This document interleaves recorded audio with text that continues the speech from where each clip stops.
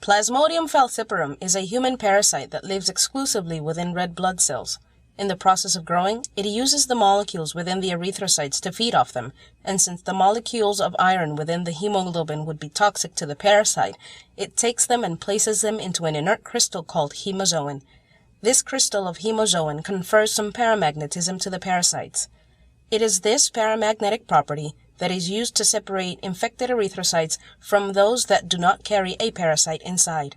With the use of a magnet, a culture that has very low percentage of parasites can be concentrated to achieve almost 100% parasitemia.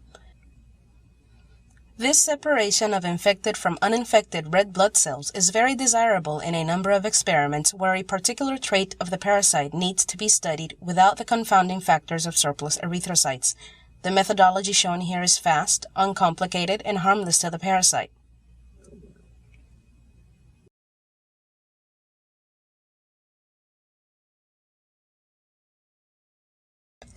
Today, we will be describing the procedure of Plasmodium falciparum separation of schizont stage.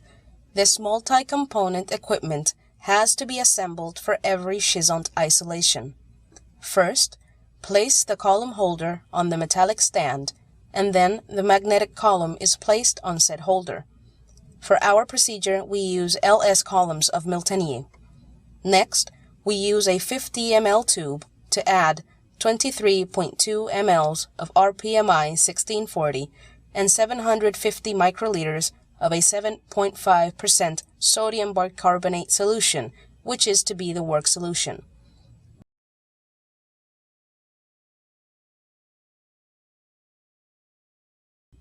For this process to be successful,